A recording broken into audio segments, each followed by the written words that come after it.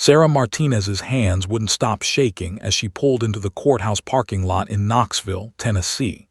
The steering wheel felt slippery beneath her clammy palms, and she had to grip it tighter just to turn into a parking space. Today was the day. The day she would face the man who had terrorized her for 3 years. The day she would have to speak out loud about things she'd tried so hard to forget. Her ex-boyfriend, Derek Thompson, sat somewhere inside those imposing stone walls, and she would have to look him in the eyes while recounting the worst nights of her life. The courthouse loomed before her, a massive structure of gray stone and tall windows that seemed designed to intimidate. Sarah had driven past this building 100 times in her 5 years living in Knoxville, never imagining she'd one day walk through those doors as a witness in a criminal trial. The morning sun was already blazing hot even though it was barely 8:30, and the humidity hung in the air like a wet blanket. Summer in East Tennessee was unforgiving, but Sarah barely noticed the heat. She was too consumed by the ice-cold fear running through her veins. But her terror about facing Derek wasn't even her biggest problem right now. In the backseat, 3-year-old Emma was crying, deep, gulping sobs that tore at Sarah's heart. Her little face was red and streaked with tears, her brown curls plastered to her forehead with sweat and distress. She clutched her tattered stuffed bunny, Mr. Hoppers, against her chest like a lifeline. "Mommy, I want to go home," Emma sobbed, her voice breaking. "I don't like this place. It's scary. Please, Mommy, can we go home?" Sarah unbuckled her seatbelt and twisted around to face her daughter, reaching back to stroke Emma's wet cheek. "I know, baby. I know you're scared. Mommy's scared too, but we have to be here today. It's really, really important." "Why?" Emma hiccuped, her bottom lip trembling. "Why do we have to be at the scary building? How do you explain a criminal trial to a 3-year-old?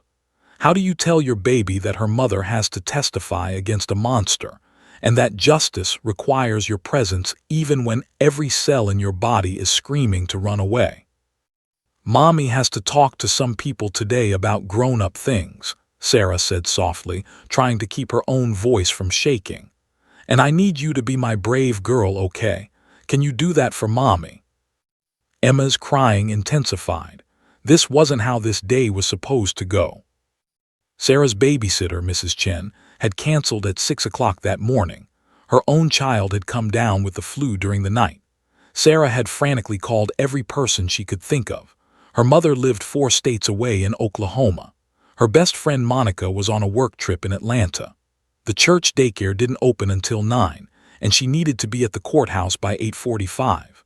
With no family nearby and no other options, Sarah had no choice but to bring Emma to the courthouse.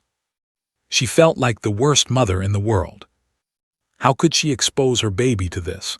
Emma was too young to understand, too innocent to be anywhere near the ugliness of a domestic violence trial. But what choice did she have?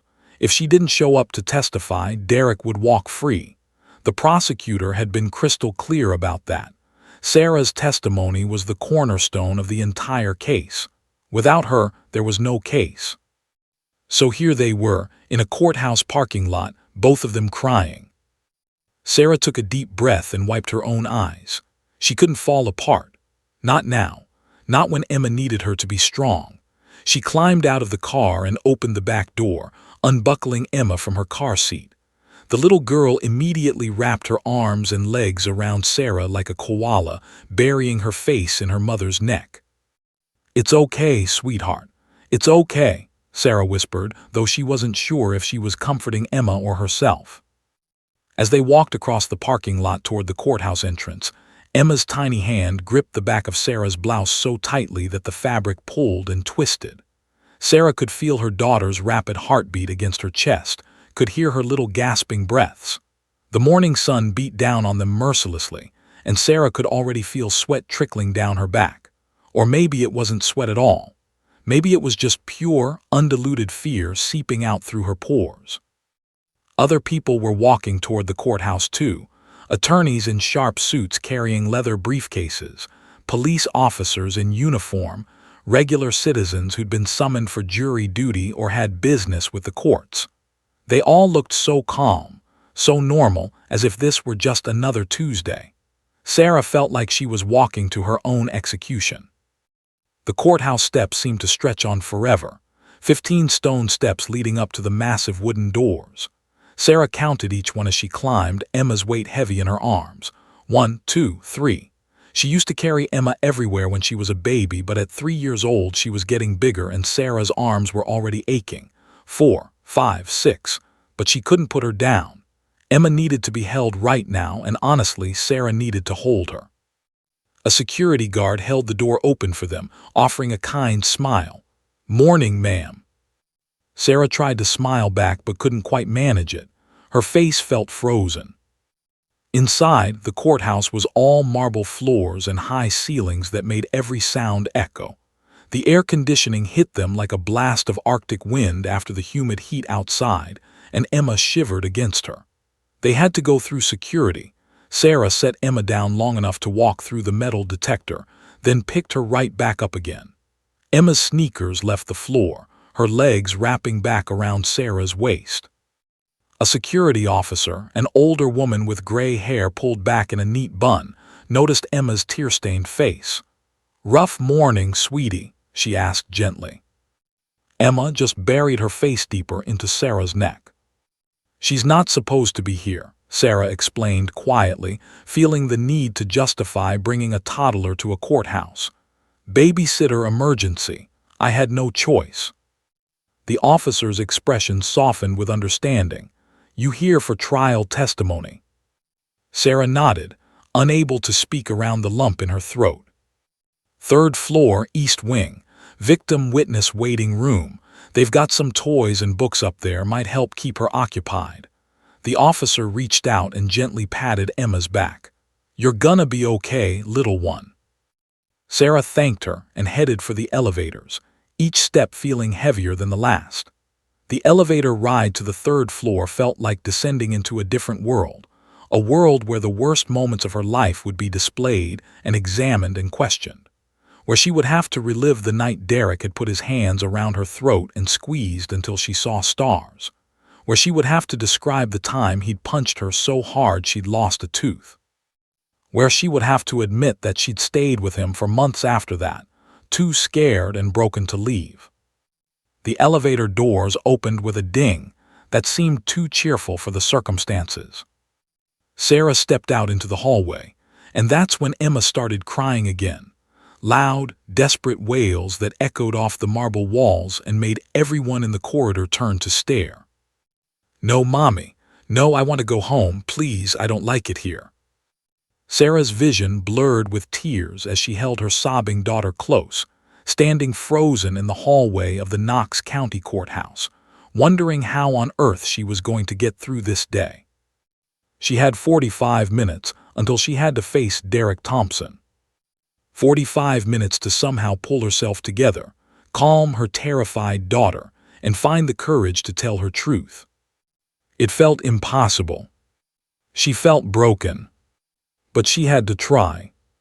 For Emma, for herself, for every woman who'd ever been too afraid to speak up. Sarah took one shaking step forward, then another, heading toward the victim witness waiting room and whatever this terrible day would bring. The victim witness waiting room was nothing like Sarah had imagined. When the prosecutor, Amanda Wells, had mentioned it during their preparation sessions, Sarah had pictured something warm and comforting, maybe soft lighting, comfortable chairs, perhaps some calming artwork on the walls. A space designed to ease the terror of people about to testify in traumatic cases. Instead, it was a sterile space that felt more like a neglected break room in an aging office building. Fluorescent lights buzzed overhead with that persistent electrical hum that sets your teeth on edge, casting everything in a sickly greenish tint that made everyone look slightly ill. The walls were painted an institutional beige that had probably been chosen decades ago because it was cheap and wouldn't show dirt. But it did show age. There were scuff marks near the baseboards, and in one corner the paint was peeling in small, sad flakes. Hard plastic chairs lined 3 of the walls, the kind you'd find in a hospital waiting room or a DMV office. They were connected in rows of 4, bolted to the floor, with thin padding covered in a navy blue fabric that had been worn shiny in spots from thousands of nervous bodies perching on them over the years. A single wilting plant sat on a metal table near the window, some kind of ficus that looked like it was barely clinging to life, its leaves drooping and yellowing at the edges. Someone had tried to make an effort at least, but clearly, watering the plant wasn't high on anyone's priority list. The window itself was covered with vertical blinds, the kind that never quite close all the way, leaving stripes of harsh morning sunlight cutting across the room. A water cooler gurgled in the corner next to a small table that held a coffee maker with a cracked carafe and a stack of styrofoam cups. A box of tissues sat on another table, along with some outdated magazines, a parenting publication from 8 months ago, a fishing magazine, and a wrinkled copy of Reader's Digest. Sarah stood in the doorway, still holding Emma, taking in the depressing space. This was where she was supposed to wait before the most important and terrifying moment of her life. Emma had finally stopped wailing, but only because she'd exhausted herself. Now she just clung to Sarah with her face pressed into her mother's neck, her little body occasionally hitching with leftover sobs.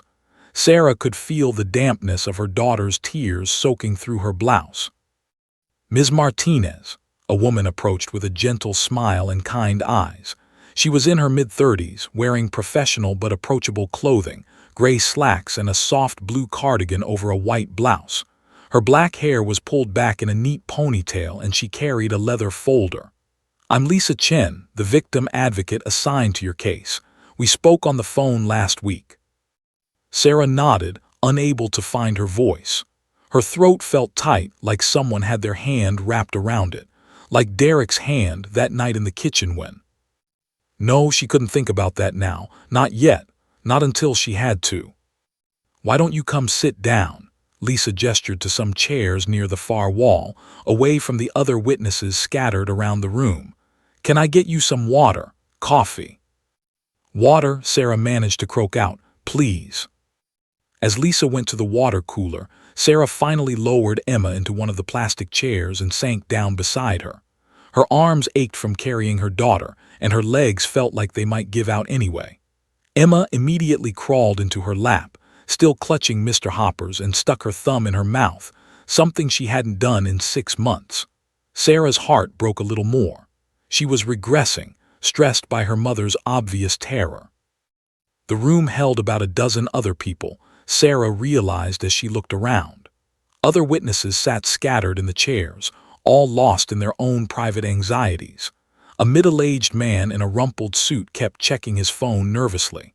An elderly woman twisted a handkerchief in her gnarled hands. A young guy who couldn't have been more than 20 stared at the floor, his leg bouncing rapidly. None of them made eye contact with each other. The silence was suffocating, broken only by the hum of the fluorescent lights, the gurgle of the water cooler, and occasional footsteps in the hallway outside. Every time the door opened, Sarah jumped, her heart leaping into her throat. What if it was Derek? What if somehow he was allowed to come in here? She knew that wasn't how it worked. The prosecutor had explained that defendants and witnesses were kept separate, but logic didn't stop the fear. Every door opening could be him, could be his family members who'd glared at her during the preliminary hearing, could be someone who wanted to intimidate her into not testifying. Lisa returned with a small paper cup of water, and Sarah drank it in 3 quick gulps even though her stomach was churning. She wasn't sure she could keep anything down, but her mouth was so dry her tongue felt like sandpaper. "Your testimony is scheduled for 10 o'clock, Lisa said softly, settling into the chair beside Sarah. "That's just under an hour from now. Prosecutor Wells is in the courtroom now handling some preliminary motions, but she'll come speak with you before you're called." An hour, 60 minutes, 3,600 seconds until she had to walk into that courtroom and see Derek's face. Sarah nodded numbly, stroking Emma's hair with a shaking hand. "I know this is incredibly difficult," Lisa continued, her voice low and soothing, though it did nothing to ease the panic clawing at Sarah's chest. "But I want you to know that you're doing the right thing. You're incredibly brave for being here." Brave? Sarah didn't feel brave. She felt terrified. She felt like a coward who'd stayed with an abuser for 3 years. She felt like a failure of a mother for bringing her toddler to a courthouse. I had no choice about bringing her, Sarah heard herself say, the words tumbling out in a rush. My babysitter's kid got sick and I called everyone and I tried to find someone, but there was no one and I couldn't miss this. I know how important it is, but she's so scared and I don't know what to do. Hey, it's okay, Lisa interrupted gently, placing a hand on Sarah's arm. You did what you had to do. Emma is safe here with you. We have toys and coloring books in that cabinet over there. When you're testifying, I can stay with her in here, or if you prefer, there's a children's playroom 2 doors down where a volunteer can watch her. Sarah's arms instinctively tightened around Emma. The idea of letting her daughter out of her sight, even for an hour, even with a volunteer, made her chest constrict with anxiety. But she also knew she couldn't bring Emma into the courtroom. A 3-year-old didn't need to hear her mother describe being beaten and choked and threatened. I don't know, Sarah whispered. I can't think straight. That's completely normal, Lisa assured her. Your body is in fight or flight mode right now. You don't have to decide this second. Emma shifted in Sarah's lap, finally lifting her head from her mother's shoulder. Her face was blotchy and red, her eyes swollen from crying. She looked at Lisa with suspicion and fear. Hi, Emma, Lisa said warmly. I like your bunny. What's his name? Emma stuck her thumb back in her mouth and mumbled around it. Mr. Hoppers. Mr. Hoppers is a great name. I bet he's very brave, isn't he? Emma nodded slightly, hugging the stuffed animal tighter. Lisa opened her leather folder and pulled out a coloring book and a small box of crayons. Would you and Mr. Hoppers like to do some coloring while your mommy and I talk? But Emma wasn't interested. She pressed back against Sarah's chest, shaking her head. The door opened again, and Sarah's whole body tensed. But it was just another witness being escorted in by a bailiff. The woman looked as terrified as Sarah felt. Time seemed to move strangely in the waiting room. Sometimes it crawled, each second stretching into an eternity. Other times it raced forward, and Sarah would look at the clock and realize 10 minutes had passed in what felt like 2. Lisa spoke to her in quiet tones, going over what would happen when she was called to testify, reminding her of the preparation they'd done, assuring her that she didn't have to look at Derek if she didn't want to, that she could ask for breaks if she needed them. But Sarah could barely process the words. Her mind kept spinning, anxiety building like a pressure cooker about to explode. Her hands wouldn't stop shaking. Her breathing was too fast, too shallow. She felt dizzy and sick and trapped. Emma sensed it all, the way children do. She had started rocking slightly in Sarah's lap, her own anxiety feeding off her mother's. At 9:40, Prosecutor Amanda Wells swept into the waiting room in her sharp charcoal suit, her blonde hair pulled back in a severe bun. She spotted Sarah and headed over with purposeful strides. Sarah, good you're here, she said briskly, though her expression softened slightly when she saw Emma. I didn't realize you were bringing your daughter. I had no choice, Sarah said again, adding how defensive she sounded, adding that she had to explain herself. Amanda nodded. It's fine. Lisa can watch her. We need to go over a few last-minute things before. But Sarah was barely listening anymore. Her vision had started to tunnel. The room felt like it was closing in. The buzzing of the lights seemed to grow louder, drowning out Amanda's words. Her heart was pounding so hard she thought it might burst through her ribcage. She couldn't do this. She couldn't breathe. She couldn't face him. The panic attack was building, and Sarah was powerless to stop it. And then the door opened one more time. Officer Marcus Reed pushed through the courthouse door at 9:30 a.m. with his partner trotting confidently beside him. But his partner wasn't human. It was a 75-pound golden retriever with a coat the color of honey and eyes that seemed to radiate warmth and understanding. His name was Judge. And yes, A dog named Judge who worked in a courthouse had earned Marcus every joke imaginable over the past 3 years. "Hey, Reed brought the real Judge today, I see," called out Jerry, one of the security guards, as they passed through the metal detector. Judge's tail wagged in response, and Jerry couldn't help but grin and reach down to scratch behind the dog's ears. Marcus smiled and shook his head. He'd heard variations of that joke at least 500 times, but he never got tired of it. Not when he saw how Judge's mere presence could transform the atmosphere of even the most tension-filled spaces in the building. Judge wasn't a typical police K9. He didn't have the intense, focused energy of the German shepherds and Belgian Malinois who worked narcotics or patrol.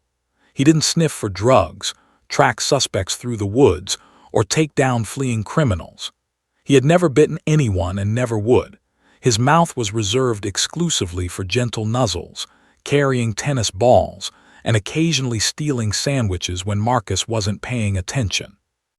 Judge was a certified courthouse facility dog, trained specifically to comfort victims of violent crimes during the legal process. He was part of a growing program that placed specially trained dogs with law enforcement agencies and courthouses across the country, recognizing that sometimes the most powerful tool in the justice system had 4 paws and a wagging tail. With his soft golden fur, perpetually gentle expression, and an almost supernatural ability to sense human distress, Judge had become a legend in the Knox County court system. Prosecutors requested him by name. Judges, the humankind, allowed him in their courtrooms without hesitation.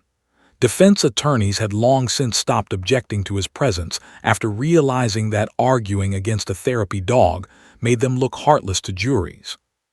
But most importantly, victims loved him, trusted him, found courage they didn't know they had when he was beside them. Marcus had been partnering with Judge for 3 years now, ever since the dog graduated from Canine Companions for Independence, an organization that trained service dogs for various purposes. Marcus had gone through an intensive 2-week handler training course, learning how to work with Judge, how to read his signals, and how to best deploy him in the emotionally charged environment of criminal proceedings.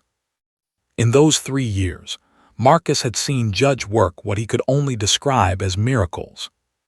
He'd seen a rape victim who hadn't spoken a word in 4 months finally break her silence while stroking Judge's fur. He'd watched a 9-year-old boy testify against his abusive father without breaking down because Judge's head rested on his lap throughout the testimony. He'd witnessed a domestic violence survivor who was so traumatized she couldn't stop shaking find enough calm to deliver clear, powerful testimony with Judge lying at her feet. The dog seemed to understand things that humans missed. He could detect the subtle signs of a panic attack before it fully manifested: the rapid breathing, the elevated heart rate, the trembling hands. He knew exactly how much pressure to apply when leaning against someone, providing grounding weight without being overwhelming. He understood that sometimes people needed him to be still and quiet, while other times they needed the distraction of his wagging tail and playful energy. As they walked down the corridor toward the victim services wing, Judge's presence changed the energy of the courthouse. His tail wagged in that steady, happy rhythm that golden retrievers are famous for, and people couldn't help but respond to it. The stressed-out atmosphere of the courthouse, with its worried defendants, anxious attorneys, and nervous witnesses, seemed to lighten wherever Judge passed. A young attorney who looked like she hadn't slept in days stooped to pet him, and Marcus watched her shoulders relax just slightly. "Good luck today, Judge," she murmured, and the dog's tail wagged harder as if accepting the well wishes. An elderly clerk who worked in the records department spotted them and diverted her path just to say hello. "There's my favorite employee," she cooed, producing a dog treat from her pocket. Judge sat automatically, his training evident in every disciplined movement, and gently took the treat from her fingers. Even Tom, the perpetually grumpy bailiff who Marcus was pretty sure had never smiled in his entire 30-year career, gave Judge an approving nod as they passed. "Morning, buddy," Tom muttered, which was probably the warmest greeting Marcus had ever received from the man. Marcus checked the schedule on his phone as they approached the elevator. Today they were assigned to a domestic violence case, State of Tennessee versus Derek Thompson. The victim's name was Sarah Martinez, and Marcus had read her file the night before, as he always did to prepare.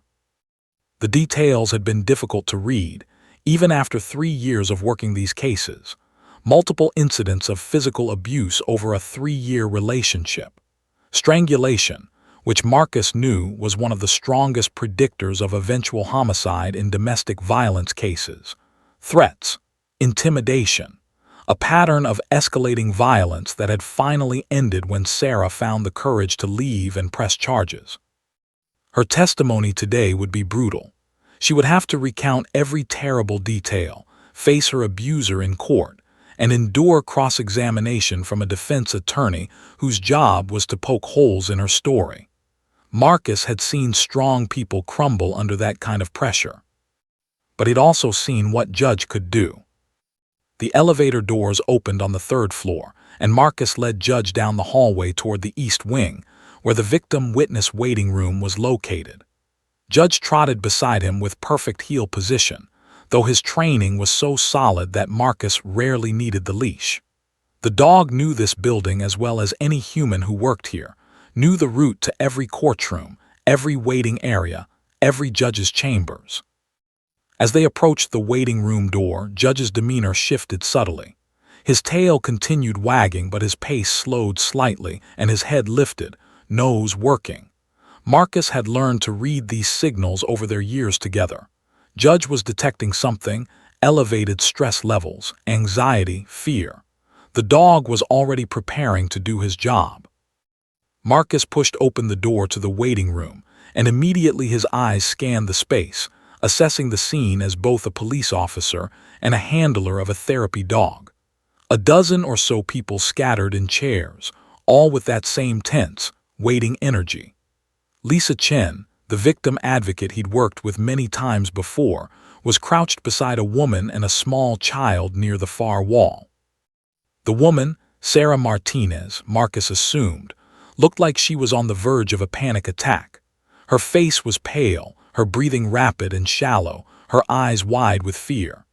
An older woman in a business suit was standing over her, talking in what probably was meant to be a reassuring tone but seemed to be making things worse. But it was the little girl that caught both Marcus's and Judge's attention. She couldn't have been more than 3 years old, with brown curls and a tear-stained face, clutching a worn stuffed bunny. She was curled in her mother's lap, but her head had turned toward the door when they entered, and her eyes, red from crying, wide with fear and exhaustion, locked onto Judge. For a moment, everything else in the room seemed to fade away. The stressed adults, the fluorescent lights, the depressing institutional decor, none of it mattered. There was just a traumatized little girl and a golden-furred dog whose entire purpose was to help people exactly like her. Judge's tail began to wag harder, and he pulled ever so slightly on the leash, asking permission. Marcus looked down at his partner and saw that focused intensity that meant Judge had identified someone who needed him. "Okay, buddy," Marcus murmured softly, "let's go to work." They crossed the waiting room, and Marcus watched as the little girl's expression transformed. Her thumb slipped from her mouth. Her grip on the stuffed bunny loosened slightly. For the first time since they'd entered, something other than fear flickered across her small face. It was hope. Lisa looked up as they approached, and relief flooded her features. "Marcus, oh, thank God, we could really use Judge right now." The woman in the business suit, the prosecutor Marcus guessed, looked momentarily annoyed at the interruption but stepped back. Sarah Martinez lifted her head, her panic attack momentarily interrupted by confusion at why a police officer with a dog was approaching her. But it was the little girl who spoke first. "Mommy," she whispered urgently, tugging on Sarah's sleeve with a small hand. "Mommy, look, a doggy." And in that moment, Marcus knew exactly what Judge had already sensed. This little girl was the key to everything. Emma saw the dog before her mother did. Through her tears and fear and exhaustion, through the overwhelming strangeness of this terrible place with its two bright lights and scary echoing sounds, she saw something wonderful. Her eyes went wide, all the crying momentarily forgotten, and she sat up straight in her mother's lap for the first time all morning. "Mommy," she whispered urgently, tugging on Sarah's sleeve with her small hand. "Mommy, look, a doggy." Sarah's panic attack was reaching its crescendo, her vision tunneling, her chest tight, her heart hammering. But Emma's voice cut through the fog. She glanced up, disoriented, and saw the police officer with the most beautiful golden retriever she'd ever seen walking toward them across the waiting room. The dog moved with purpose yet gentleness, each step deliberate and calm. He wasn't pulling on the leash or acting hyper like the neighbor's dog back home that always jumped on people. This dog moved like he knew exactly where he was going and why. His golden fur seemed to glow under the harsh fluorescent lights, and his dark brown eyes scanned the room with what could only be described as kind intelligence. And then those eyes locked onto Emma. Judge pulled slightly on his leash, and Marcus followed his partner's lead without hesitation.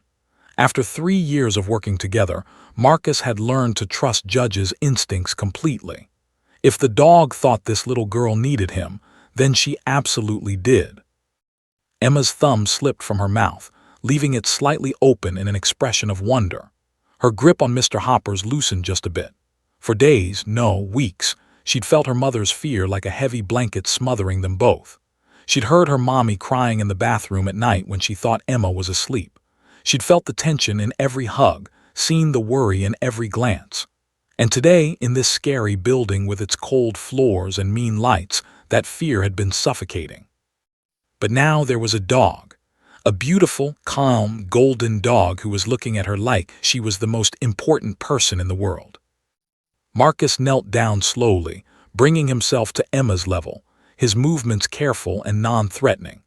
He'd worked with enough traumatized children to know that a uniformed police officer could be intimidating, even when he meant no harm, especially when that child had likely witnessed or experienced violence from a man. "Good morning," Marcus said softly, his voice warm and gentle. "I'm Officer Reed and this is Judge. He's here to help today." He kept his focus primarily on Emma, though he included Sarah with a kind glance. Judge loves making new friends, especially brave ones. Emma stared at the dog, then up at the officer, then back at the dog. Her lower lip trembled slightly, but not from crying this time, from something else. Hope maybe, or longing. Can I pet him?" she asked, her voice so tiny and fragile it nearly broke Marcus's heart. Sarah, still struggling to catch her breath, still fighting the panic attack, managed to nod. She didn't fully understand what was happening, but she saw the transformation in Emma's face, and some maternal instinct told her this was good. This was safe. Marcus smiled. "Absolutely, Judge would love that. He's very gentle, I promise." With Sarah's permission secured, Emma slowly reached out one small, tentative hand. She'd only petted a dog a few times in her life. Sarah's apartment complex didn't allow pets, and her ex-boyfriend Derek had hated animals. Disgusting creatures, he'd called them whenever they saw dogs at the park. Emma had learned not to ask if they could stop and pet them, because asking made Derek angry. But there was no Derek here, just this nice police officer and this beautiful golden dog. The moment Emma's small fingers made contact with Judge's fur, something extraordinary happened. It wasn't magic exactly, but it felt close. The dog's coat was impossibly soft, warm from the summer heat outside and silky beneath her palm. Judge leaned ever so slightly into her touch, not enough to push her hand away, but just enough to let her know her touch was welcome, wanted, even. And then Judge did something that made Emma's eyes go even wider. He took one small step closer and gently rested his large golden head against her knee, looking up at her with those impossibly kind brown eyes. Emma's face broke into a smile, the first genuine, full smile Sarah had seen from her daughter in what felt like forever. Not the polite smile she gave to strangers when prompted, not the small upturn of lips when something was mildly amusing. This was a real smile, the kind that took over her whole face and made her eyes crinkle at the corners and showed her tiny white teeth. "Mommy, he likes me," Emma breathed, wonder filling her voice. Her other hand, the one still holding Mr. Hopper's, came up to join the first, both now stroking Judge's soft ears. Sarah felt hot tears streaming down her face, but these weren't tears of panic anymore. They were tears of relief and gratitude, and something she couldn't quite name. She watched her terrified daughter relax right before her eyes, watched the tension drain from Emma's small shoulders, watched her lean forward with fascination instead of pulling back with fear. "He definitely likes you," Marcus confirmed, settling himself cross-legged on the floor next to Judge. "Judge is very good at knowing who needs a friend, and I think he's decided that you need one today." Lisa Chen, the victim advocate, had stepped back to give them space, but Sarah could see the relief on her face too. Amanda Wells, the prosecutor, had paused her speech mid-sentence, momentarily thrown by the interruption, but clearly recognizing that whatever was happening here was important. Emma slid down from Sarah's lap onto the floor, her movements slow and careful, as if Judge were made of glass and might break. She sat cross-legged in front of him, her face now level with his, and continued petting him with both hands, her small fingers running through his golden fur. "Why is his name Judge?" Emma asked, tilting her head to one side in that curious way children do. Marcus grinned. "Well, we're in a courthouse right now. Do you know what a courthouse is?" Emma shook her head, her curls bouncing. "It's a place where judges work, people who help solve problems and make sure everyone is treated fairly. And since my friend here works in the courthouse too, we named him Judge. It's kind of a funny joke." Emma giggled, actually giggled, and the sound was like sunlight breaking through storm clouds. "That is funny, a dog named Judge." Sarah pressed her hand to her mouth, trying to hold back a sob.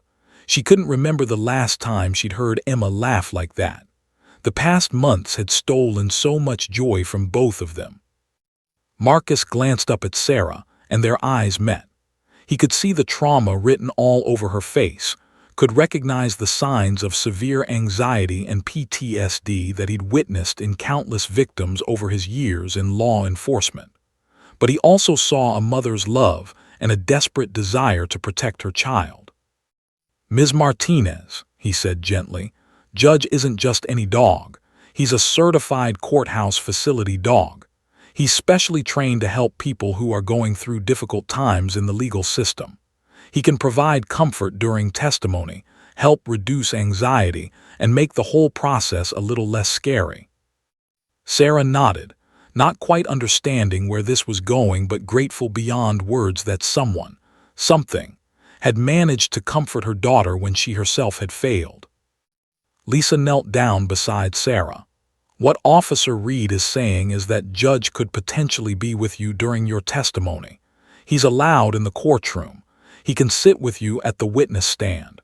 A lot of victims find that having him there makes it easier to speak." Sarah's eyes widened. "A dog in the courtroom during testimony." "It's becoming more common," Amanda Wells interjected, her professional demeanor softening slightly.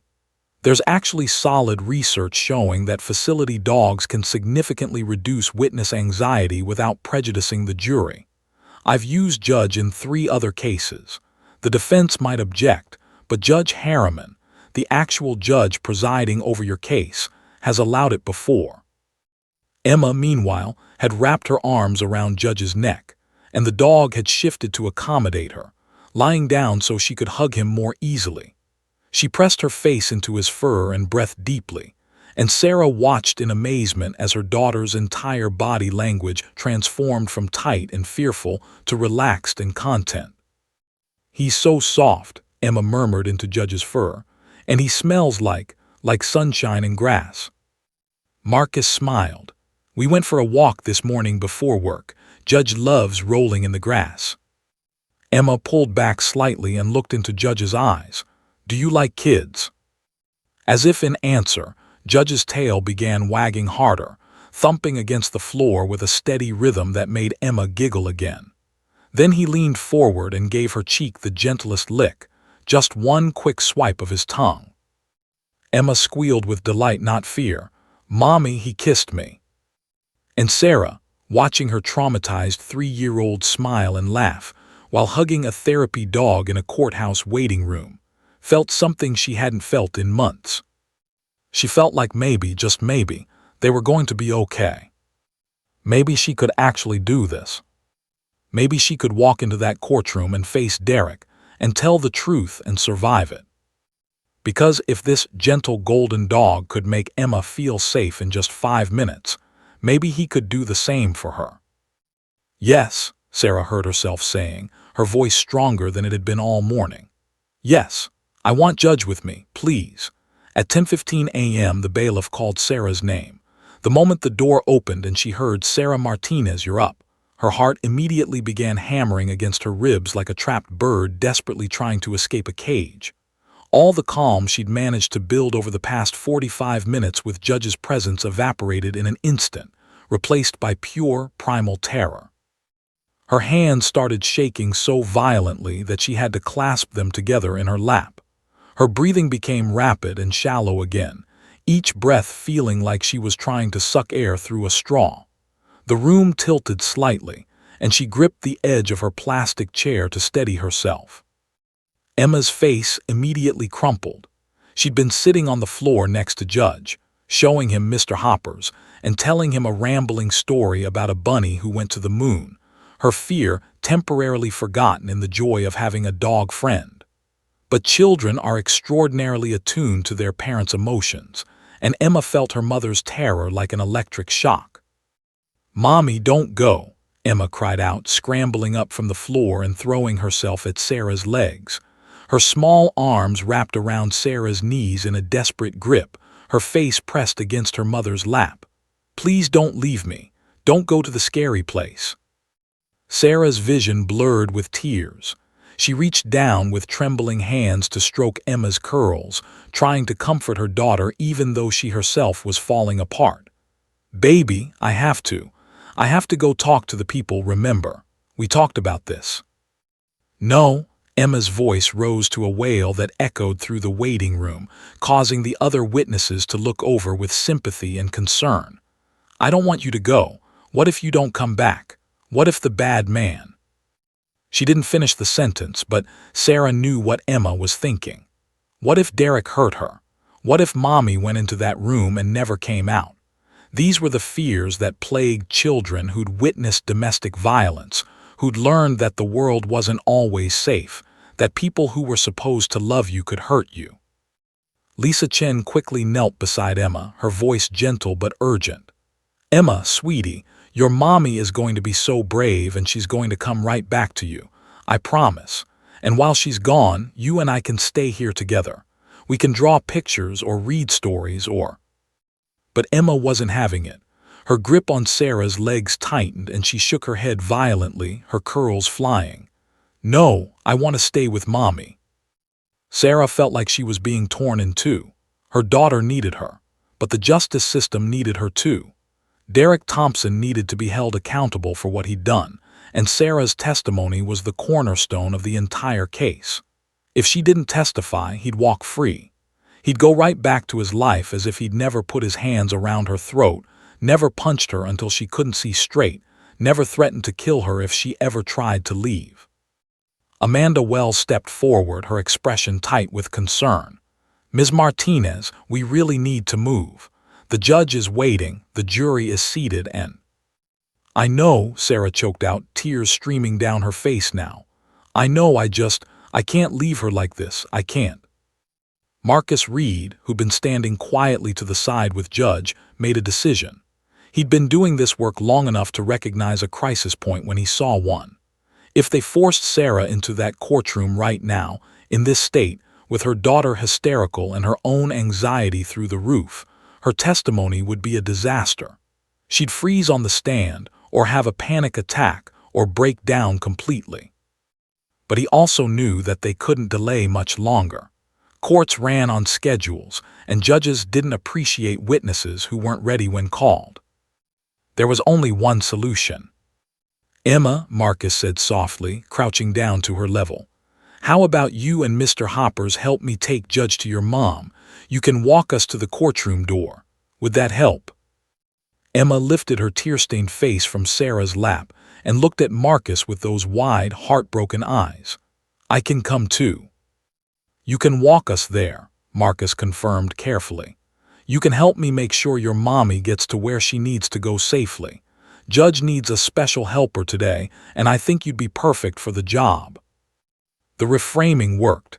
Emma's sobs quieted slightly as she processed this. She wasn't being left behind, she was being given an important job. She was helping. Can I hold Judge's leash?" she asked in a small voice. Marcus glanced at Lisa, who nodded encouragingly. It was unorthodox, but if it got them moving, it was worth it. "Absolutely," Marcus said, holding out the leather leash. "But you have to hold it very carefully and walk slowly because Judge is working right now. Can you do that?" Emma nodded solemnly, wiping her nose with the back of her hand. She took the leash with both hands, gripping it like it was the most precious thing in the world. Judge, sensing the shift in responsibility, stood up and moved closer to Emma, his body language calm and reassuring. Sarah stood on shaking legs, and Amanda Wells handed her a folder with her notes. Not that Sarah thought she'd be able to read anything right now. Her vision was still blurry with tears, and her hands were trembling so badly the papers would probably just flutter to the ground. The small procession formed, Sarah in front, her legs feeling wooden and unsteady. Emma beside her holding Judge's leash with fierce concentration, Mr. Hoppers tucked under one arm. Judge walking between them, his golden presence a steady, calming force. Marcus on Judge's other side, ready to take back the leash if needed, and Lisa following behind with Sarah's purse and water bottle. They walked out of the waiting room and into the hallway together, this unlikely group. Other people in the corridor stopped and stared at the unusual sight. A terrified woman, a small child, a therapy dog, and their escorts moving slowly toward Courtroom 3C. Sarah's heels clicked on the marble floor with each step, the sound echoing in her ears like a countdown. Click, one step closer to facing him. Click, one step closer to reliving the worst moments of her life. Click, one step closer to either justice or failure. Emma walked carefully beside her, both tiny hands gripping Judge's leash, her face set in an expression of serious concentration. She was helping Mommy. She had an important job. The dog walked perfectly beside her, adjusting his pace to match her small steps, his presence radiating calm. The hallway seemed to stretch on forever, though it was probably only 100 feet from the waiting room to the courtroom. Sarah could see the heavy wooden doors ahead, could see the bailiff waiting for them, could see Amanda Wells walking ahead to inform the judge of the slight delay. With every step, Sarah's anxiety built higher. Her chest felt tight. Her breathing was too fast. Spots danced in her vision. What if she fainted? What if she got up on that stand and couldn't speak? What if Derek's lawyer tore her apart?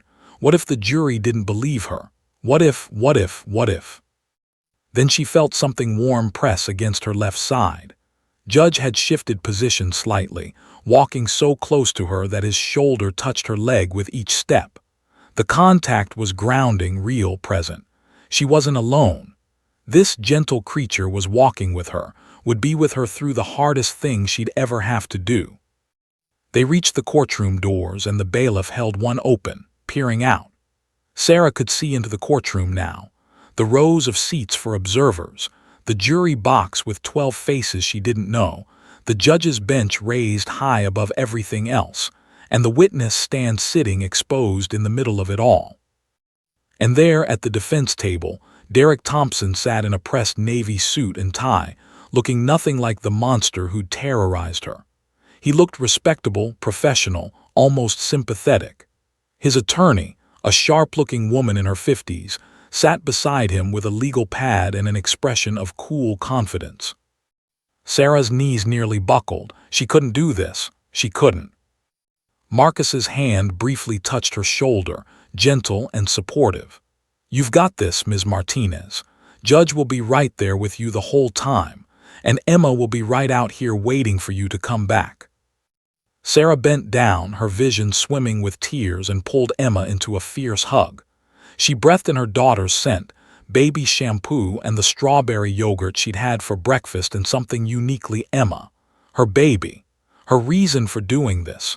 Her reason for everything. "I love you, baby girl," Sarah whispered, her voice breaking. "Mommy's going to go in there and be brave, and then I'm going to come right back out to you. I promise." Emma pulled back and looked at her mother with those serious 3-year-old eyes that seemed far too old for her face. Then she did something that nearly broke Sarah's heart. She took Mr. Hopper's and pressed the worn stuffed bunny into her mother's hands. "Take Mr. Hopper's," Emma said solemnly. "He makes me brave when I'm scared. He'll make you brave too." Sarah clutched the stuffed animal to her chest, fresh tears spilling down her cheeks. "Thank you, sweetheart. I'll take very good care of him." Then Emma did something else that surprised everyone. She wrapped her arms around Judge's neck and whispered something that only the dog could hear. Marcus watched as Judge's tail wagged once, slowly, as if acknowledging a sacred trust. When Emma pulled back, she looked up at Marcus. "I told him to keep my mommy safe," she explained seriously. "He promised he would." "Judge always keeps his promises," Marcus assured her, gently taking the leash back from Emma's small hands. Lisa bent down and took Emma's hand. "Come on, sweetie. Let's go back to the waiting room. We can watch out the window and count blue cars, and before you know it, your mommy will be done." Emma looked uncertain, but she let Lisa lead her away, turning back every few steps to watch her mother and Judge. Finally, she waved, a small, brave wave that was both goodbye and encouragement. Sarah waved back, still clutching Mr. Hopper's, then turned to face the courtroom doors. This was it. No more delays, no more excuses, just her, a therapy dog, and the truth she needed to tell. Marcus stood beside her, Judge calm and ready at his side. "Whenever you're ready, Ms. Martinez, Judge and I will walk in with you, and he'll be positioned right by the witness stand. You won't be alone." Sarah took one more shaky breath, looked down at Judge, who gazed back with those impossibly kind eyes, and nodded. Together, they walked through the courtroom doors. The courtroom fell into an immediate, profound silence the moment Sarah entered with Officer Reed and Judge. It was the kind of silence that feels heavy, almost oppressive, as if the very air had thickened and was pressing down on everyone present. Conversation stopped mid-sentence. Papers being shuffled ceased their rustling. Even the court reporter's fingers paused above her stenography machine. 12 jurors, 7 women and 5 men of various ages and backgrounds, turned in their seats to stare. Their expressions ranged from curiosity to surprise to confusion. A golden retriever in a courtroom wasn't something most of them had ever seen before, and the sight was so unexpected that several of them blinked as if to make sure they weren't imagining it. The judge, the Honorable Patricia Harriman, a woman in her early 60s with steel-gray hair and sharp, intelligent eyes, looked up from the notes she'd been reviewing on her bench. Her reading glasses hung on a chain around her neck, and she raised one eyebrow slightly at the sight of the dog, though her expression remained professionally neutral. She'd allowed facility dogs in her courtroom before, had reviewed the research on their effectiveness, and had approved Amanda Wells's motion to have Judge present for Sarah's testimony. But it was still an unusual sight, even for her. The few observers in the gallery, some reporters, a couple of law students, and a victims' advocacy group representative, leaned forward with interest. One of the reporters actually pulled out his phone to take a note before the bailiff shot him a warning glare. Amanda Wells, the prosecutor, stood at her table looking relieved that Sarah had finally made it into the courtroom. She offered Sarah an encouraging nod, her expression professional but sympathetic.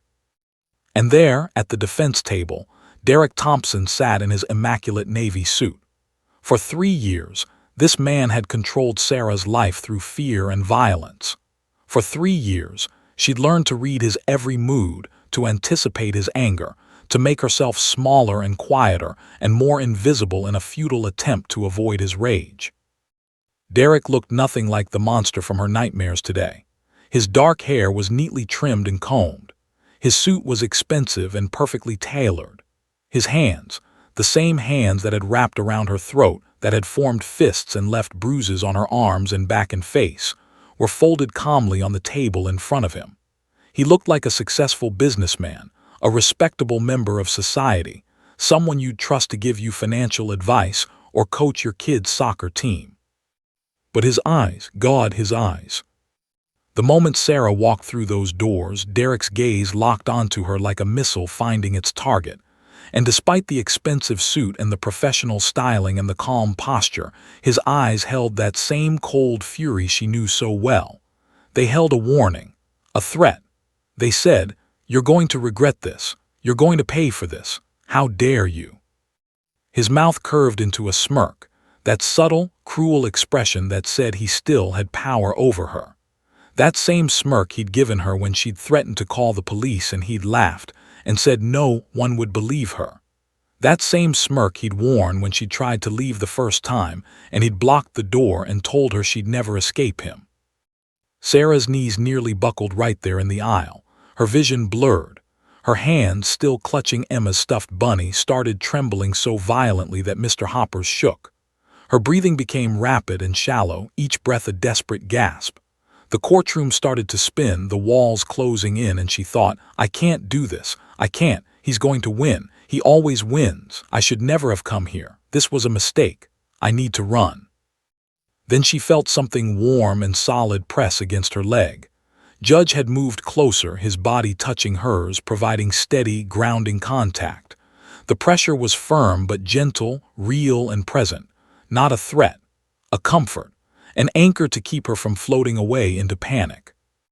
Marcus Reed's hand briefly touched her shoulder, just for a second, professional and supportive. "You've got this, Ms. Martinez," he murmured quietly enough that only she could hear. "One step at a time. Judge is right here." Sarah forced her feet to move. Each step down the aisle toward the witness stand felt like walking through quicksand. Her heels clicked on the polished hardwood floor. Click, click, click, each sound impossibly loud in the silent courtroom. She kept her eyes focused straight ahead, trying not to look at Derek, trying not to see that smirk, trying not to remember. But the memories came anyway. Flashes of violence that her brain had tried so hard to suppress. Derek's hand around her throat in the kitchen. The sound of her own gasping as she struggled to breathe. His face inches from hers, screaming that she was worthless, that no one would ever want her, that she belonged to him. The metallic taste of blood in her mouth after he'd punched her. The sound of Emma crying in her bedroom, just 3 months old, while Sarah curled on the floor trying to protect her ribs. The witness stand seemed impossibly far away, though it was only about 30 feet from the doors. Sarah felt like she was moving in slow motion, like in those nightmares where you're trying to run but your legs won't work properly.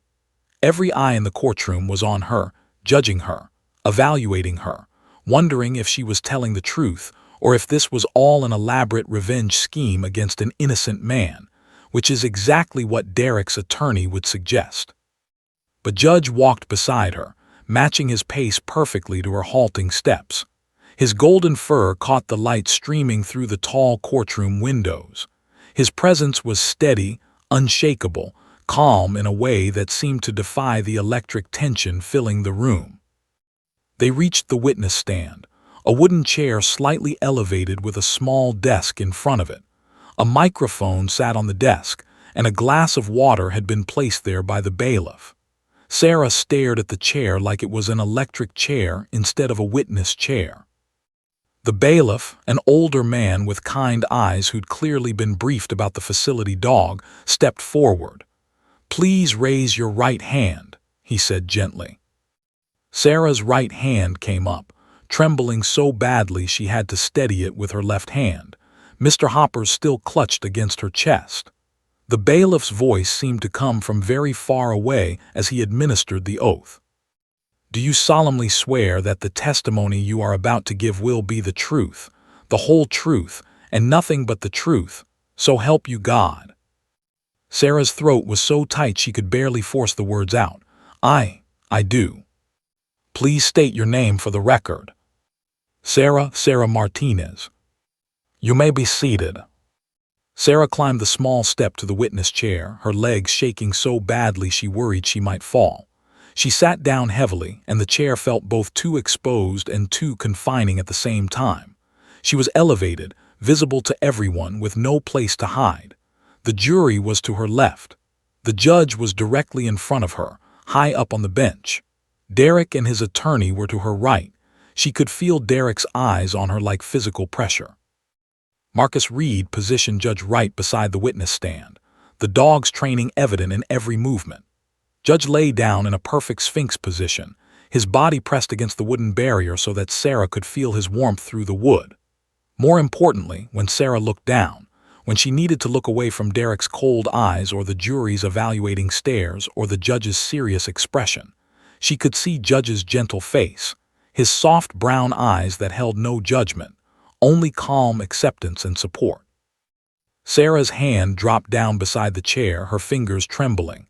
Immediately she felt soft fur under her palm.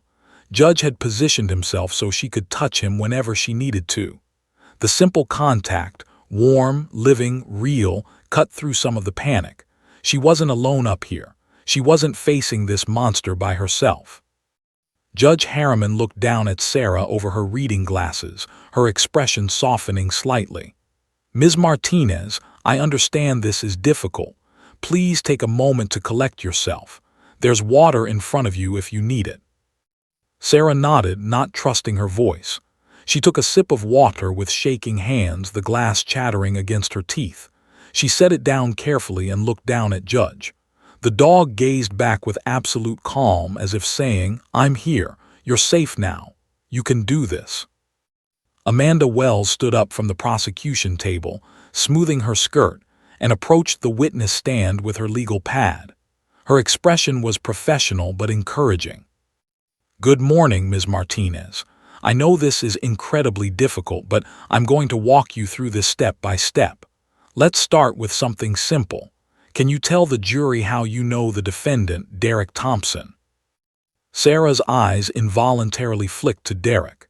He was leaning back in his chair now, that smirk still playing at the corners of his mouth, his body language screaming confidence. His attorney had a pen poised over her legal pad, ready to take notes on every word, every inconsistency, every moment of weakness she could exploit during cross-examination. Sarah's throat closed up. She couldn't speak. The words wouldn't come. She was going to fail. She was going to. Her fingers pressed deeper into Judge's fur, feeling the warmth of the dog's body, the steady rise and fall of his breathing. Judge shifted ever so slightly, pressing closer to her hand, and Sarah felt that connection anchor her to the present moment. She took a breath, then another. She looked back at Amanda Wells, avoiding Derek's eyes. And somehow, impossibly, she found her voice. We dated for 3 years, Sarah said, her voice barely above a whisper but growing slightly stronger with each word as she felt Judge's reassuring presence. From March 2021 to April 2024, we lived together for most of that time. Amanda nodded encouragingly. And during those 3 years, Ms. Martinez, did there come a time when Derek Thompson became violent with you? Sarah's hand tightened in Judge's fur. The dog remained perfectly still, solid and steady. "Yes," Sarah whispered, then louder, "yes," many times. And with Judge beside her, his warmth against her hand, his calm presence anchoring her to the truth, Sarah began to tell her story. Sarah's testimony lasted nearly 2 hours, though it felt like both an eternity and a handful of seconds all at once. She recounted the progression of Derek's abuse, how it had started with verbal insults and controlling behavior, then escalated to pushing and shoving, then to punching and choking. She described specific incidents in painful detail. The night he'd thrown a plate at her head, The time he'd locked her in the bathroom for hours. The morning he'd choked her until she'd nearly passed out while baby Emma screamed in her crib in the next room. Her voice shook throughout. She had to pause multiple times to collect herself, to wipe away tears, to take sips of water with trembling hands. But she never completely broke down. She never fled the stand. She never gave up. And every single time the memories threatened to overwhelm her, every time Derek's attorney objected or Derek himself smirked at her from the defense table, every time she thought she couldn't speak another word, she would reach down and touch Judge's fur. The dog remained perfectly still throughout, a golden statue of calm, but he would shift ever so slightly each time she touched him, pressing closer to her hand, reminding her that she wasn't alone. The jury watched with rapt attention. Several of the female jurors wiped their eyes. One of the male jurors looked at Derek with barely concealed disgust. The court reporter's fingers flew across her machine, capturing every painful word for the permanent record. When the defense attorney, a sharp woman named Patricia Novak, cross-examined Sarah, she was aggressive and pointed, trying to poke holes in Sarah's timeline, questioning why she'd stayed if things were so bad, suggesting that some of the injuries could have been accidents or even self-inflicted for attention. It was a brutal cross-examination designed to shake Sarah's credibility, to make the jury doubt her story. But Sarah held firm. With Judge's steady presence beside her and her hand buried in his soft fur, she answered each question clearly. "I stayed because I was afraid he'd kill me if I left," she said, her voice growing stronger. "I stayed because he'd isolated me from my friends and family. I stayed because he told me no one would believe me, that I was worthless, that I deserved what he did to me. But I was wrong to believe him, and I'm here now telling the truth." When Sarah finally stepped down from the witness stand at 12:15, her legs nearly gave out. But Marcus Reed was there immediately, and Judge stood and pressed against her side, helping her walk back down the aisle on shaking legs. Amanda Wells gave her an approving nod. She'd done well, better than anyone could have hoped for. But as they exited the courtroom, Sarah's only thought was of Emma. The moment they reached the hallway, Sarah heard her daughter's voice. "Mommy, Mommy, you came back." Emma came running down the corridor, Lisa Chen following quickly behind. Sarah dropped to her knees and caught her daughter in her arms, and they both dissolved into tears, tears of relief, of release, of survival. "You were so brave, Mommy," Emma said, her small hands patting Sarah's wet cheeks. "Did Mr. Hoppers help?" Sarah pulled back and realized she was still clutching the stuffed bunny. She'd held him through the entire testimony without even realizing it. "He helped so much, baby, so much." During the lunch recess, they retreated back to the victim witness waiting room. Sarah was emotionally and physically exhausted, barely able to eat the sandwich Lisa had brought her. Emma sat in her lap, refusing to let go of her mother, and Sarah didn't mind one bit. Judge lay at their feet, and Emma periodically reached down to pet him, as if reassuring herself that he was still there. Lisa sat down next to them with a gentle expression. "Sarah, there's something I need to discuss with you. It's about Emma." Sarah tensed immediately. "What about her?" "During the recess, while you were testifying, Emma said something to me, something important." Lisa glanced at Emma, who was now half asleep in Sarah's lap, exhausted from the emotional morning. "She told me she saw some of the things that happened, that she has nightmares about the night Derek hurt you in the kitchen." Sarah's blood ran cold. She was only a baby during most of it. She couldn't remember. "She was 18 months old during the kitchen incident you described," Lisa said softly. "And recent research shows that children can retain traumatic memories from much younger than we previously thought. More importantly, she described specific details that match your testimony. The blue plate that broke, the fact that you were wearing your yellow shirt, the sound you made when you couldn't breathe." Sarah felt like she might be sick. Her baby had witnessed that nightmare, had carried those memories all this time.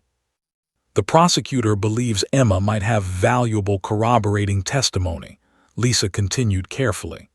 But obviously, having a 3-year-old testify is extremely complicated and potentially traumatic. There are special protocols for child witnesses. Absolutely not, Sarah said immediately, her arms tightening protectively around Emma. She's 3 years old. I won't put her through that. I won't let her anywhere near that courtroom with him in it. Amanda Wells approached their corner of the waiting room, having overheard the conversation. Sarah, I understand your concern.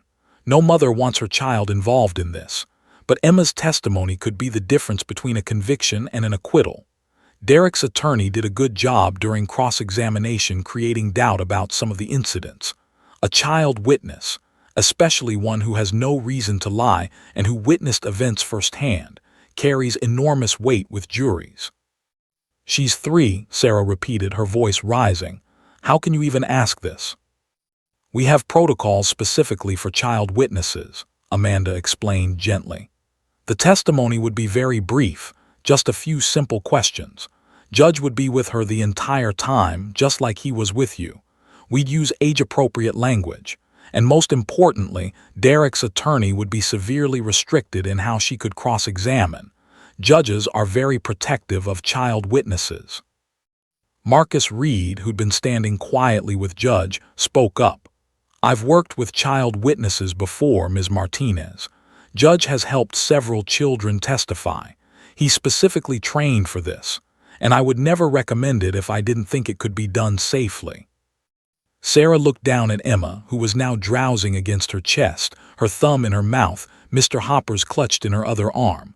Her baby, her whole world, the person she'd finally found the courage to leave Derek for, to protect, to save. But hadn't Emma already been harmed? Hadn't she already witnessed violence that no child should ever see? And if Derek walked free because the jury had doubts, wouldn't Emma be the one who suffered? Who would have to live knowing that the man who'd terrorized her mother faced no consequences? I need to think about it, Sarah said finally. I need time. But there wasn't much time.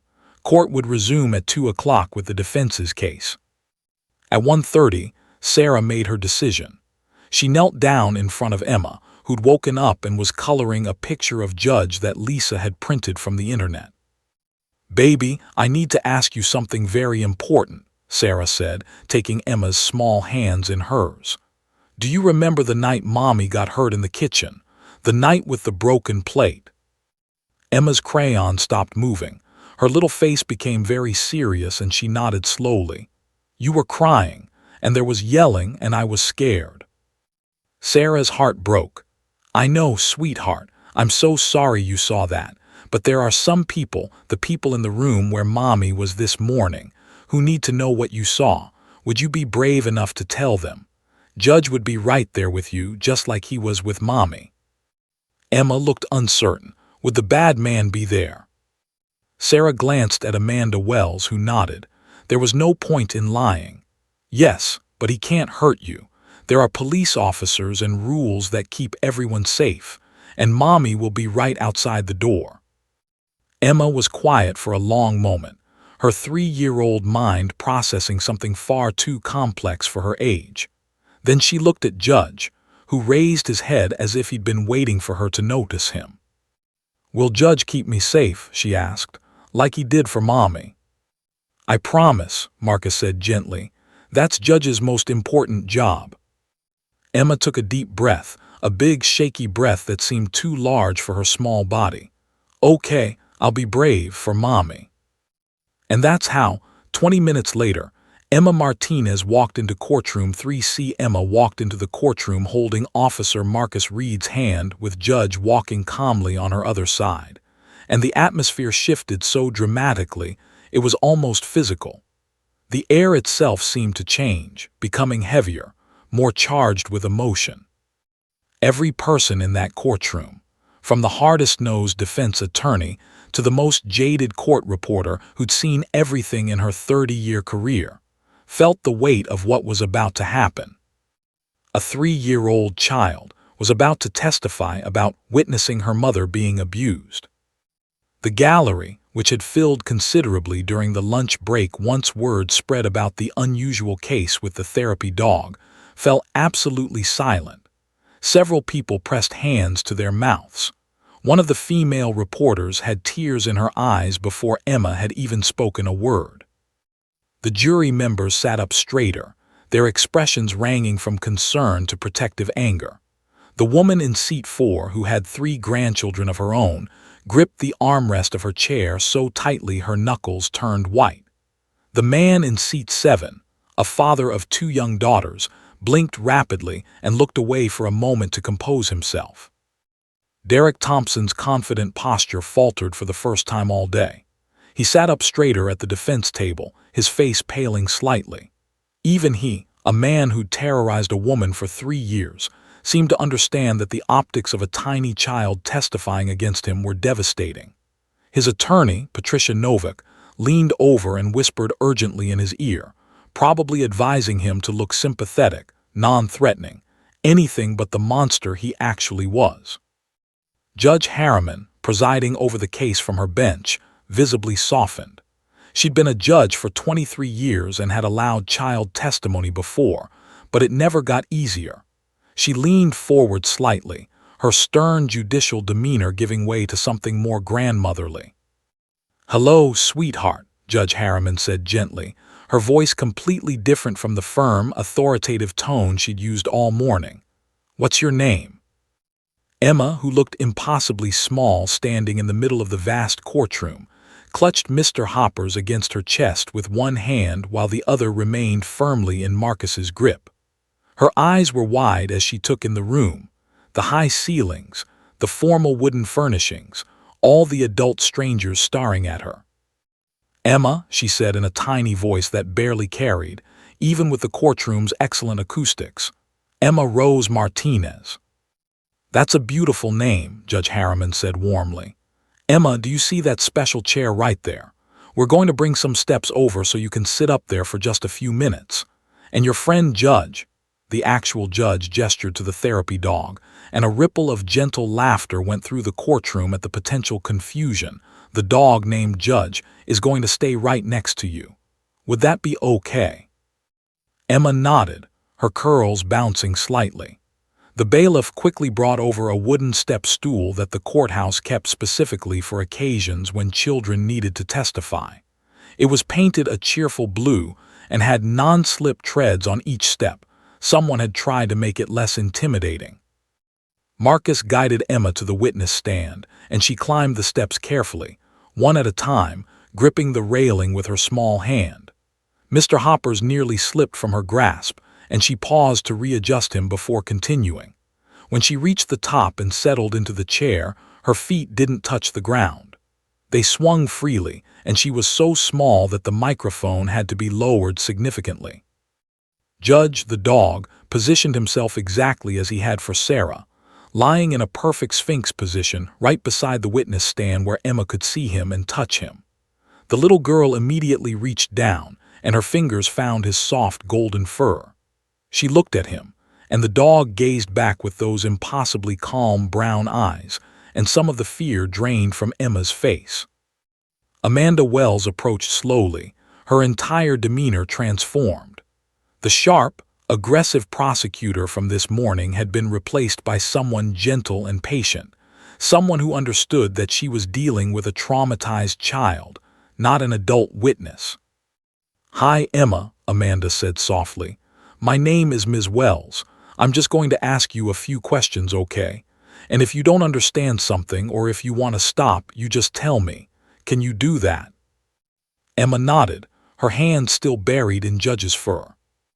"Emma, do you know why we're all here today?" Amanda asked. "To talk about the bad things," Emma said in her small, clear voice. Several jury members shifted in their seats, uncomfortable with hearing a 3-year-old use those words. "That's right, Emma. Do you remember a night when your mommy got hurt in the kitchen?" Emma's grip on Judge's fur tightened, and the dog pressed slightly closer to the witness stand, sensing her distress. She nodded, her eyes getting bigger. "Can you tell us what you remember about that night?" Emma's voice became even smaller. "There was yelling, really loud yelling, and Mommy was crying, and I was scared, so I went to the door of my room and I saw Her voice caught, and she looked down at Judge, who licked her dangling hand gently. The simple gesture seemed to give her courage. "I saw the bad man hurting Mommy." "When you say the bad man, Emma, who do you mean?" This was the critical moment. Amanda gestured carefully toward the defense table. "Is the person you saw in this room today?" Emma's eyes followed Amanda's gesture, and for the first time she looked directly at Derek Thompson. The moment their eyes met, Emma's entire body tensed. Her face went pale and she shrank back in the chair, Mr. Hoppers pressed against her chest like a shield. "Him," she whispered, pointing with one trembling finger. "That's the bad man who hurt Mommy." Derek's jaw clenched and he looked away, breaking eye contact. But the damage was done. The jury had seen a 3-year-old child identify him with absolute certainty and genuine fear. "Can you tell us what you saw him doing to your Mommy?" Amanda asked gently. Emma's thumb went into her mouth, something she only did when extremely stressed. She spoke around it, her words slightly muffled but still clear enough. "He was yelling at her, and then he pushed her against the wall, and then he put his hands." Emma lifted both her small hands to her own neck, demonstrating. "Right here, and Mommy couldn't breathe, and she was making scary sounds, and the yellow plate broke and there was pieces everywhere."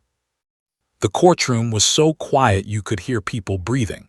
Several jury members were crying openly now. Even the bailiff, who'd been trained to remain stoic and professional, had to look away and blink rapidly. "And where were you when this was happening, Emma?"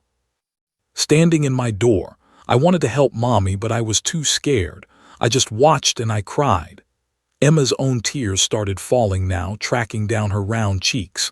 "And I had bad dreams about it. Lots of bad dreams."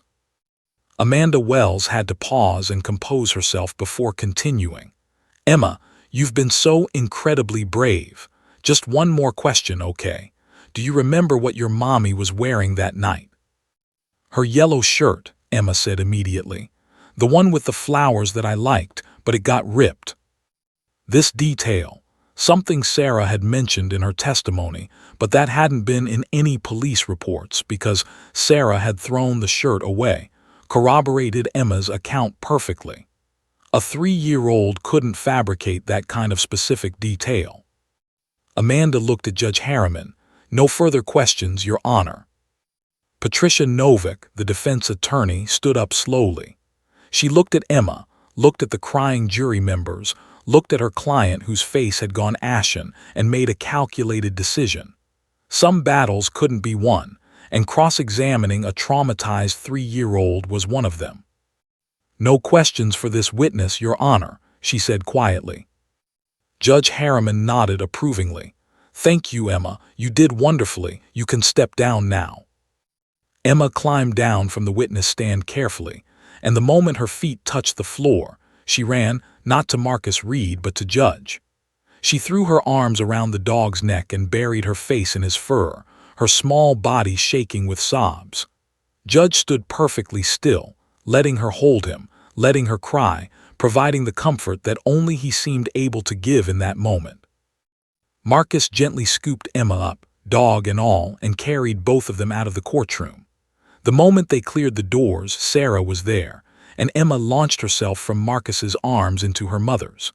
They sank to the floor together in the hallway, holding each other and crying, tears of relief, of shared trauma, of love and protection and survival. Judge sat beside them, his presence a golden anchor of calm in the storm of their emotions. 3 months later, the trial ended. The jury deliberated for less than 4 hours before returning with their verdict, guilty on all counts. Derek Thompson was sentenced to 8 years in prison for aggravated domestic assault, with additional charges of strangulation and terroristic threatening. He would serve at least 85% of his sentence with no possibility of early release. Sarah and Emma were in the courtroom when the verdict was read, sitting in the front row of the gallery. When the foreman said guilty, Sarah felt 3 years of terror finally begin to release its grip on her chest. Beside her, Emma squeezed Mr. Hoppers and whispered, "We did it, Mommy. We were brave." But the story didn't end there. Not even close. A local news reporter who'd been covering the trial wrote a powerful piece about the 3-year-old who'd testified with a therapy dog by her side. The story was picked up by regional news, then national news. Within a week, Sarah and Emma's story, though their identities were protected, had spread across the country. The headline that went viral read, "3-year-old finds courage to testify against abuser thanks to courthouse therapy dog." Donations poured into courthouse facility dog programs across America. Organizations that train therapy dogs were flooded with applications from people wanting to donate or volunteer. Courthouses that had been considering implementing facility dog programs suddenly had the funding to do so. Within 6 months, 12 new courthouse facility dogs had been placed in jurisdictions across the country, all directly inspired by Emma and Judge's story. Sarah became an unexpected advocate. She started speaking at domestic violence awareness events, always emphasizing 2 things: the importance of leaving abusive relationships before it's too late, and the critical role that courthouse facility dogs play in helping victims find their voice. She testified before the state legislature in support of funding for expanded facility dog programs. "I don't know if I could have testified without Judge," she told a packed committee hearing room a year after the trial. "And I know for certain that Emma couldn't have. These dogs save lives. They enable justice. They give victims the courage to speak truth to power." Emma, meanwhile, was thriving. She was in preschool now, making friends, laughing freely, having fewer nightmares. Sarah had got them both into trauma therapy, and slowly, session by session, they were healing. The scars, both physical and emotional, would never fully disappear, but they were learning to live with them, to not let Derek's violence define their entire lives. A year and 3 months after that terrible day in court, on a sunny Saturday morning in September, Sarah pulled up to a house in the suburbs with a fenced backyard, the house she'd been able to afford thanks to a new job and a fresh start. In the backseat, Emma bounced with barely contained excitement. They were picking up their new family member, a 10-week-old golden retriever puppy from a local rescue. Emma had insisted on naming him Hero, because Judge was a hero who helped us, she'd explained seriously, and this is going to be our hero too. The puppy was all paws and floppy ears and golden fluff, nothing like the well-trained therapy dog who'd helped them through the worst day of their lives. But when Emma held him for the first time and he licked her face with enthusiastic puppy kisses, she giggled with pure joy, the kind of uncomplicated happiness that every child deserves. Sarah took a photo that day, Emma in their new backyard holding Hero, both of them bathed in afternoon sunlight, both of them smiling. That photo now hung in their living room, a reminder that they'd survived, that they'd found their courage, that they'd made it to the other side. But next to it hung another photograph, one that Sarah had requested from the court photographer and had professionally framed. It showed her on the witness stand with Judge beside her, her hand buried in his fur, her face showing fear but also determination. The caption underneath read, "Courage comes in many forms. Sometimes it has 4 paws." Meanwhile, Officer Marcus Reed and Judge continued their work at the Knox County Courthouse. They had 12 more witnesses scheduled that month alone, and countless others who would need them in the months and years to come. The work never stopped. Trauma never took a break, but neither did they. Marcus kept a special wall in his small office at the courthouse, a wall covered with thank you letters, drawings, and photographs from the victims he and Judge had helped.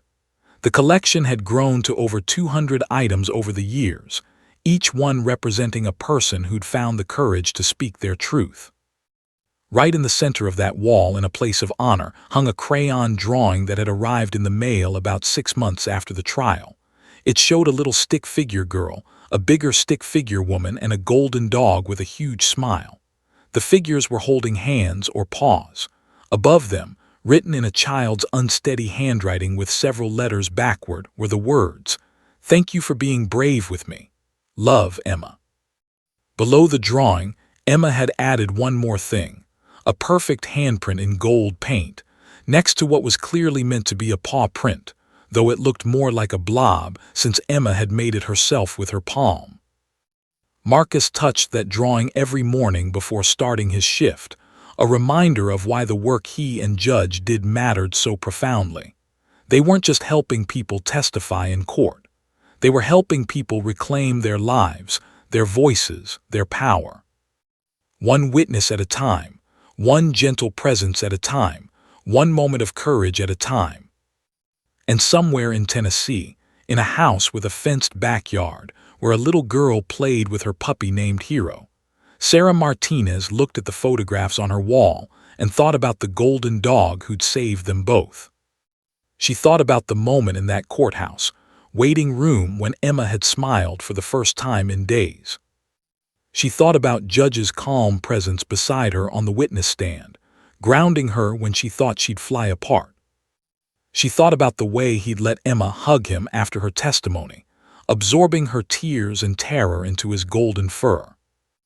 And she whispered a prayer of gratitude for the people who trained therapy dogs, for the officers who handled them, for the courts who allowed them, and for the gentle animals themselves who gave so much and asked for nothing in return except the chance to help. Because sometimes, Sarah had learned, heroes don't wear capes.